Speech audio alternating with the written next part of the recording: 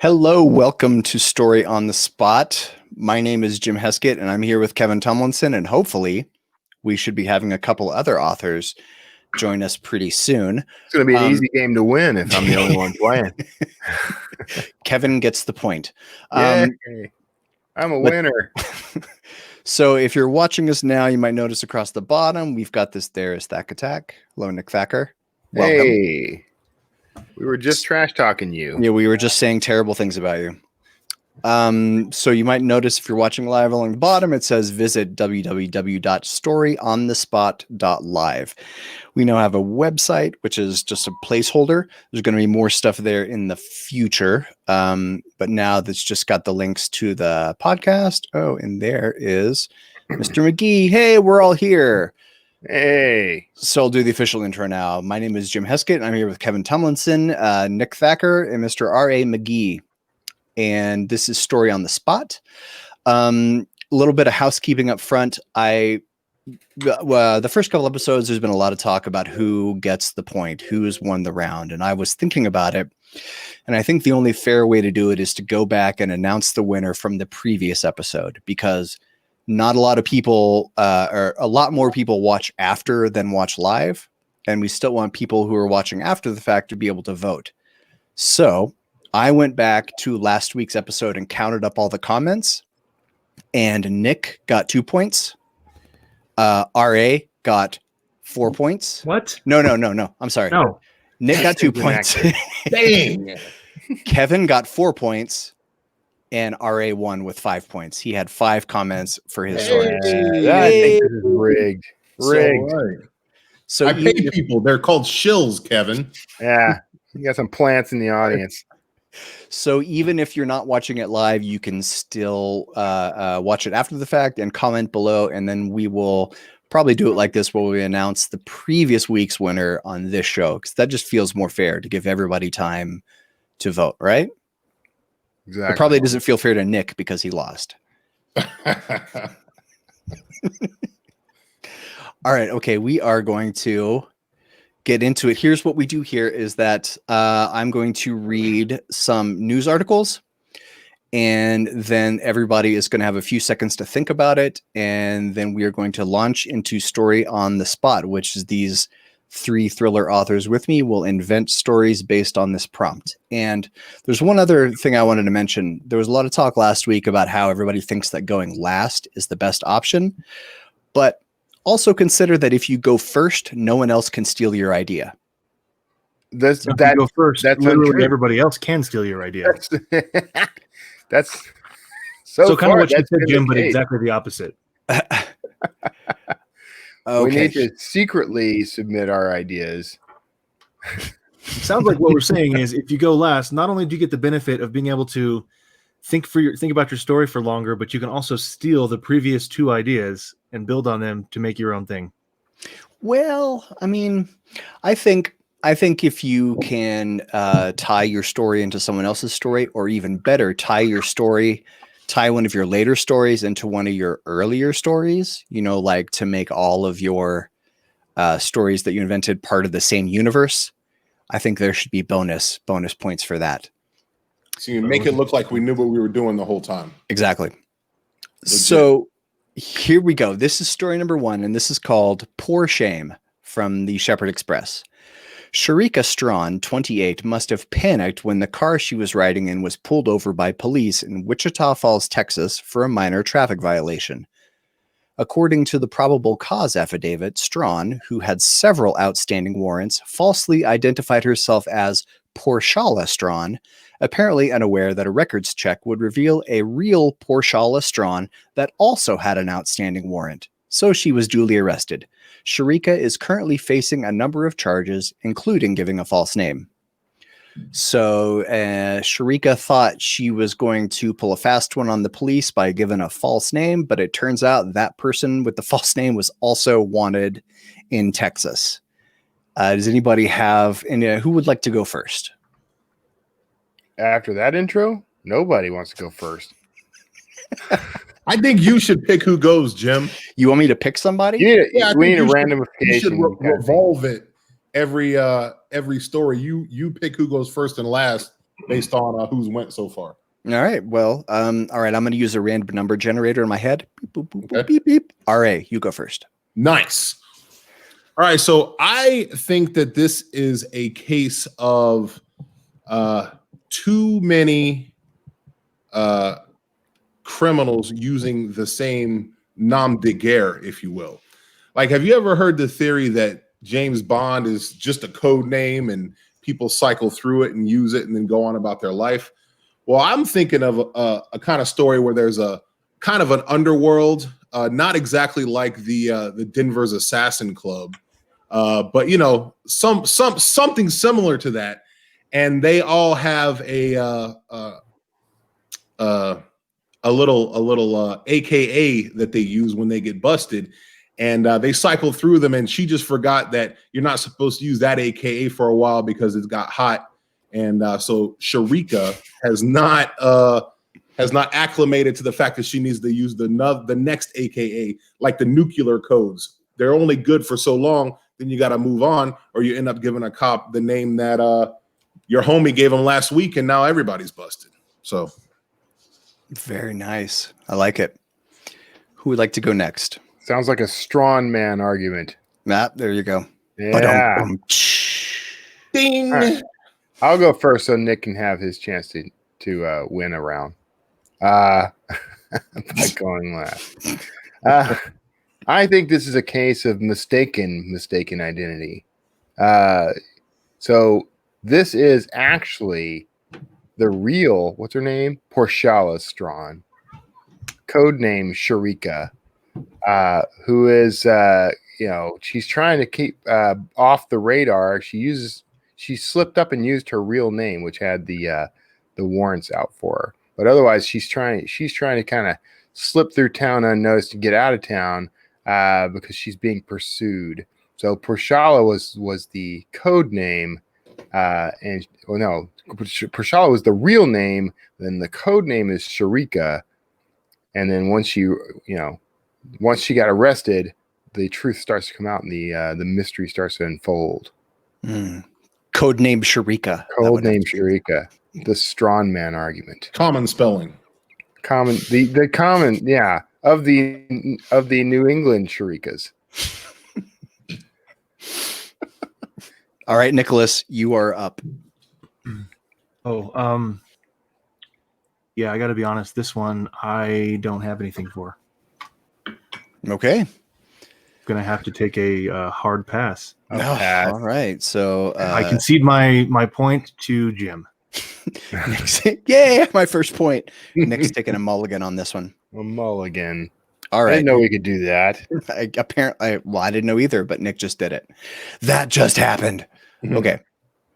Then here we go for story number 2. This one is called Waiter, There's a Rat in My Soup. And all these stories today are from the Wisconsin paper, the Shepherd Express. They have a very nice and beefy news of the weird section. Ryan Centel, 37, has been arrested in Salt Lake City after police said he admitted using mice, hamsters, and gerbils to get free hotel rooms. Wait a minute, there's more.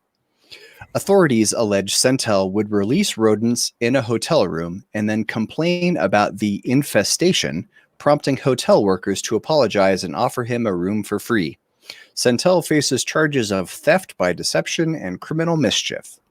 So this guy rolls around with hamster cages in the trunk of his car, and I wonder how he gets them up to the rooms without being noticed. You don't want to know. Hey-o. All right. To his room. I cite the case of Gerbil versus Richard Gere. It's a family show, guys. Well done. All right, I got something for this one. May I? Sure. Yeah, go right ahead. Proceed. So I think Mr. Centel here is actually running a secret naughty website, and this naughty website is essentially just live webcams of people in hotel rooms doing different things, or just sleeping or eating or whatever people in hotel rooms happen to do. And that's the key about this website is a bunch of weirdos log in and pay money to watch these cams. And the way he gets these cameras in the rooms, and has kind of an active, like, moving the cameras around and stuff, is on the mice and hamsters and gerbils.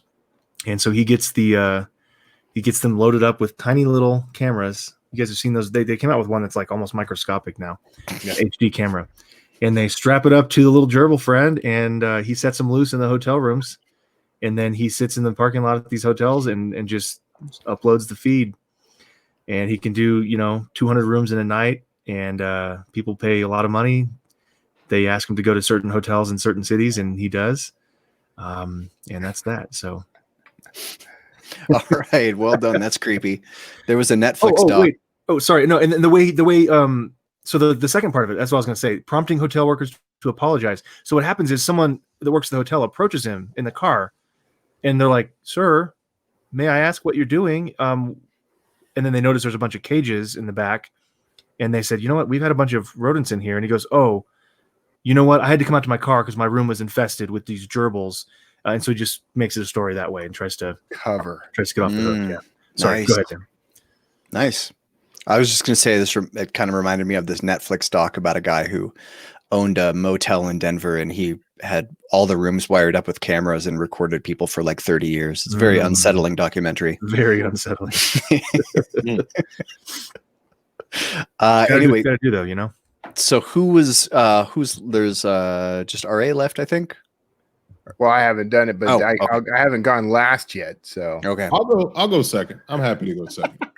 I'm happy to be the cream of the sandwich, the cookie. All right, so I think delicious nougat. exactly, if the shoe fits, you know what I'm saying? I think that we are dealing with a legitimate supervillain.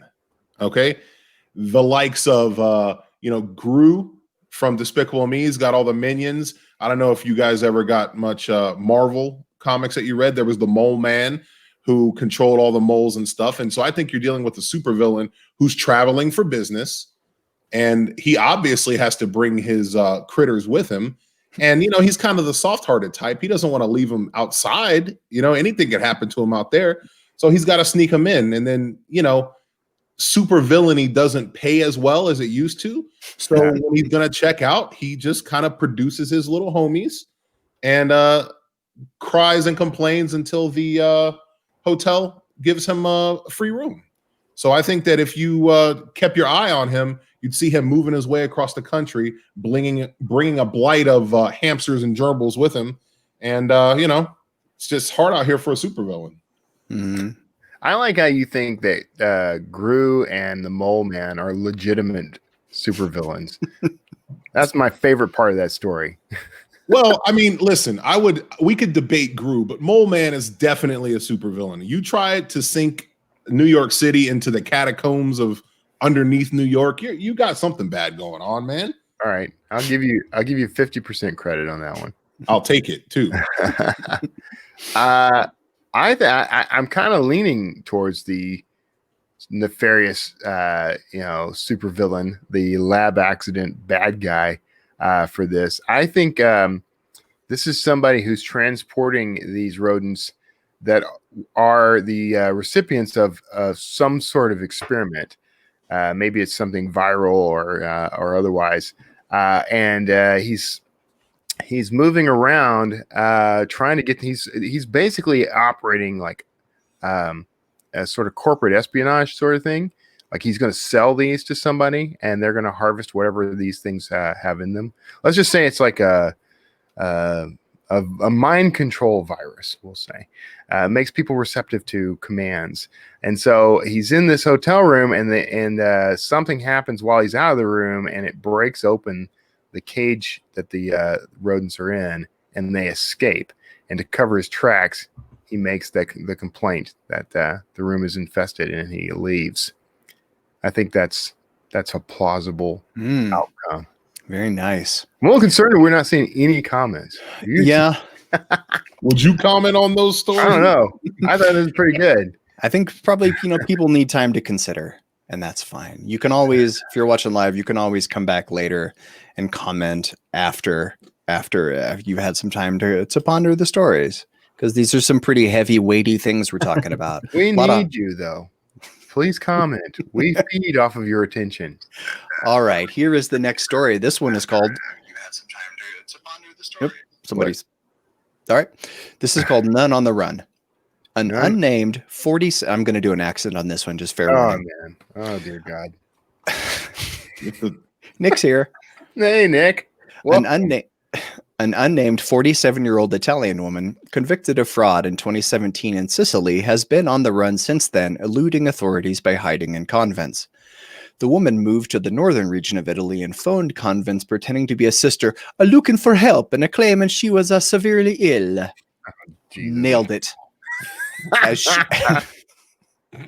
As she moved from convent to convent, she changed her identity, duping nuns who trusted her and thought her to be kind. Finally, a Benedictine nun grew suspicious and phoned police, telling them her stories were full of contradictions. Authorities verified her identity and arrested her. She now faces further charges of claiming false identity. Okay. So who hasn't gone first? Has everybody gone first? I don't think I've gone first. Okay, well then you're up whether you're ready or not, Mr. Tumlinson. I should have kept quiet until I thought of a story. Okay, so this is a clear case of this woman sort of trying to create her own version of a witness protection program. She's on the run from the Italian mafia, like the legit Italian mafia. And she takes on the guise of a nun and hot foots it out of there. And she's been keeping off the radar for all these years because she alone holds a secret that could bring down that entire organization. But she doesn't want to do it because the man she loves is a capo, and she doesn't want to hurt him. So, but the rest of the family is after her. They want to make sure she stays quiet. So she's been on the run, hiding out as a nun. Is she on the run from an atheist organization because she thought that'd be the last place they'd look for her? Yeah, I think. Yeah, maybe. No, I don't think so. I say maybe she was. She's a devout, very vocal atheist, so she hid out among the nuns because that would be the last place they'd look. At great personal cost, she went in to hang out with the nuns, and then she discovers a love for the church, and that's her downfall. That's suddenly she's starting to feel bad about not telling the truth. That's a pretty big midpoint twist. Yeah. Nice. Plot point 1. All right. Who would next like to comment on None on the Run about this woman hiding out in various convents? All right, I can take this one. Oh, right on. So, you good? Are you good? You want to go? Oh no, you first, sir. I insist. Fight. I think what happened here is the story has actually given us the clues. It says an unnamed 47-year-old. Well, there is a reason she's unnamed. She doesn't have a name. This is a classic case, ladies and gentlemen, of an underground communication intelligence gathering operation, Italian style. And so what's going on here is we've got the Roman Catholic Church is passing information along its network by using the last person you'd suspect, its own nuns in its own convents. And it's changing up who the person is at every convent because that way anyone chasing a particular woman during the path would find that, oh, they're actually just a nun at this convent because they haven't left again. Because what happens is every time a nun will get to a convent, a new nun will take her identity and go to the next place with the information that's needed to be spread, right? And it just keeps going on until it's like a big game of telephone. So at the very end of the stream, when someone actually does catch on to it, this person calls the authorities and the police try to get her story, and it's all kinds of discombobulated because it's literally been different people every time. Dun, dun, dun. There you have it. And the title of Nick's story is The Born Again Identity. Well played. Well played. I think Nick gets the dun dun dun award though, because I say that after his stories more than anyone else. Nick is always, You can always count on Nick to include a twist somewhere in his stories.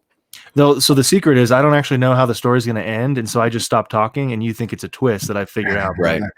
He talked himself into a corner. Yeah, exactly. Stop giving The answer was the zipper. And everyone's like, well, holy crap, how did he do that? That's amazing. Oh my You don't know god! the rest of the story. The rest of the story is I have no idea what I'm talking about. Nick, stop giving away author secrets. Yeah. Oh, fine. All right, He's gonna go full Perd Hapley any minute now.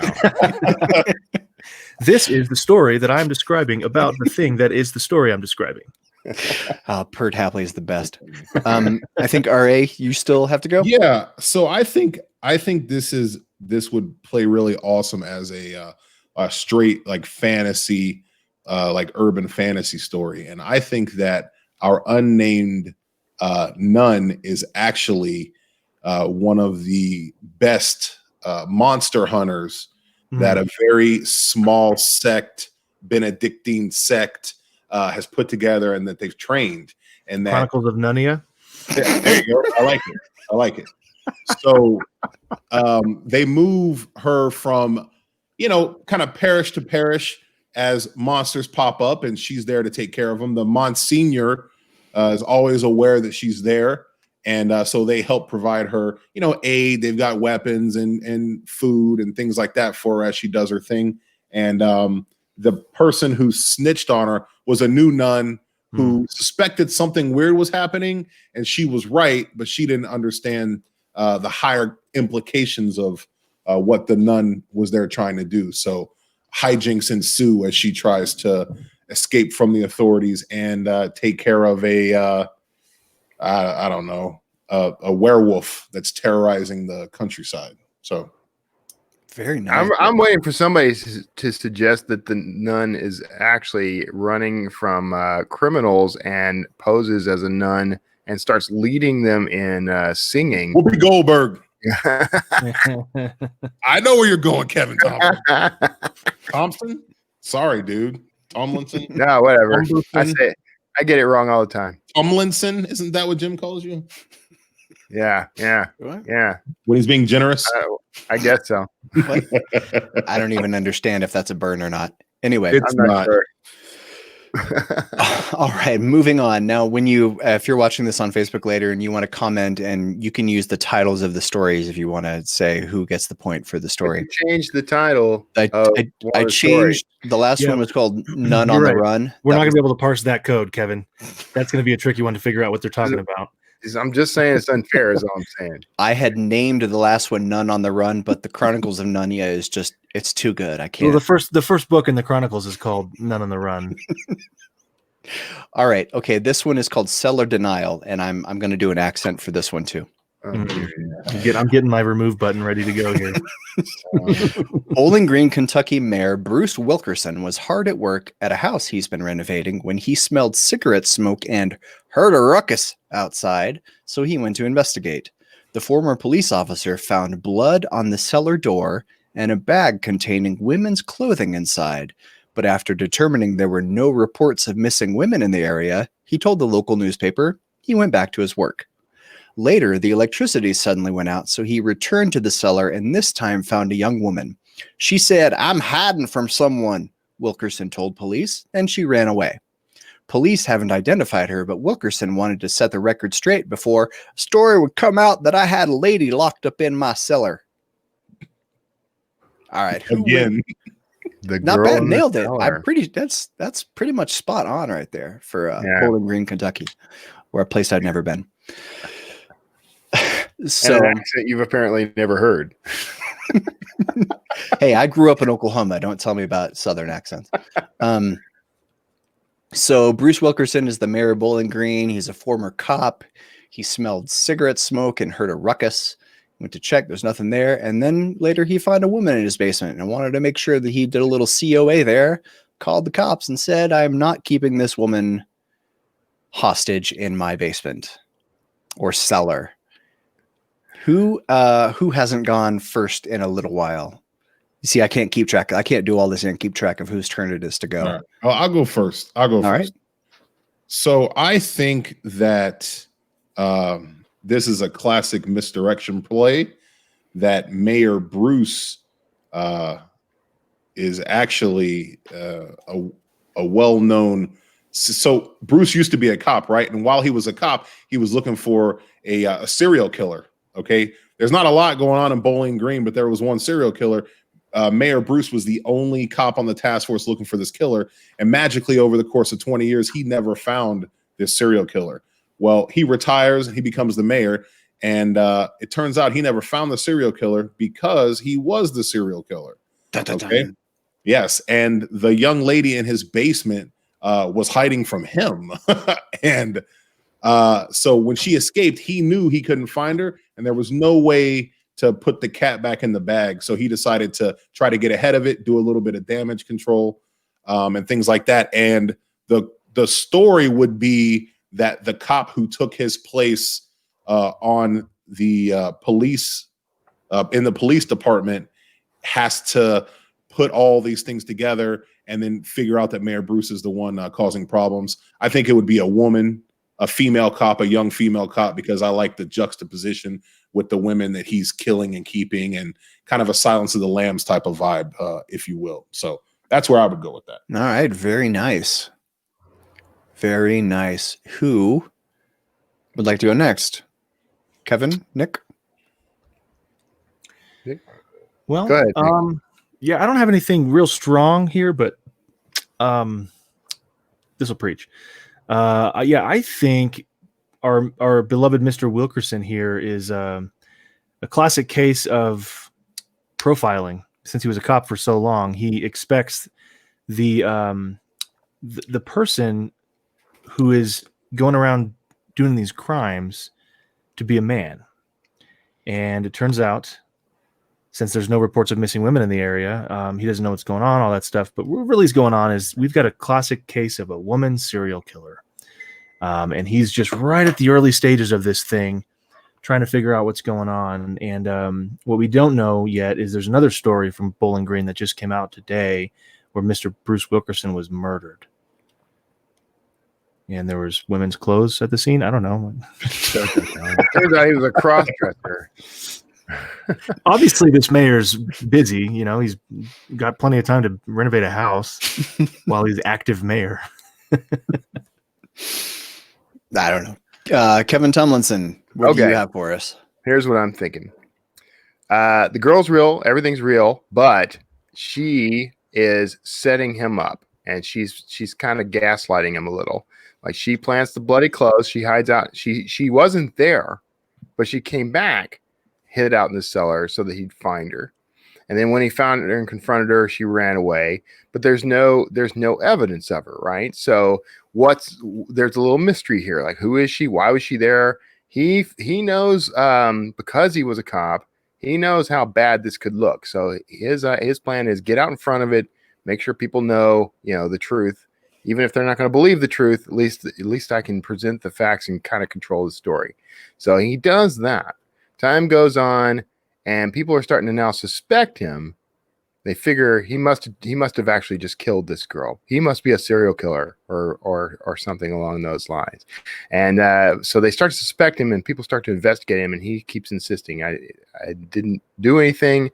There's no proof I did anything. I came forward, Then over time, the clothing, women's clothing starts to show up in other places covered in blood. And there starts to be other little events like this. But the girl never materializes. And so people start to suspect that maybe he's kind of, running a little game. Or now the lead detective on this is starting to think, well, maybe there is a ring of a serial killer or something like that going on in this town. And they start investigating. But what ends up coming out is that the girl was actually the mayor all along. It was like a split personality Fight Club kind of thing. And he has been going around doing things, but it isn't murder. It's something else. And he leaves behind the clothing that he wore to the scene, as like he's shedding his skin like a snake or something. And he's up to something nefarious, and he's got a little plot going on in the background. Very nice. Clothing on its skin. It runs the bicycle. It renovates the house. It renovates the house. Mayors the town. All right, everybody, we are at a half an hour, so I think that's probably a good place to stop. I'm going to throw a couple things up on the screen here. One is storyonthespot.live. That is the website where you can go learn a little bit more about us. Also, I put all of our websites up here. Hey, look at that. Screen. It's jimheskett.com, kevintumlinson.com, nickthacker.com, and ramcgee.com. I'm glad everyone has Ramkiggy.com. Ramcgee.com. So Ramkiggy. if you're watching or listening and you enjoy the show, support these authors by buying their stuff or sharing the show. That would be super awesome. And next week we'll find out who won. I have my thoughts. I'm pretty sure it's me. Nick is feeling confident. He wasn't. I noticed, Nick, you weren't as confident this week to do the Babe Ruth and point up there. Hey, how can you win? You didn't even do the first one. You can't win. I can win. That first one. You can't win. It's what's left unsaid that says the most sometimes. I went last on the last challenge, therefore I win. That's just the way this game is played. That's really the way it's worked. Recency bias at its worst. We're like the guys who are hacking Jeopardy so we can win, but analyzing the questions answered. We're just as smart as those guys. I'd like serial killing cross-dressers for 100, Alex. All right, everyone. This has been Story on the Spot. Thanks for tuning in.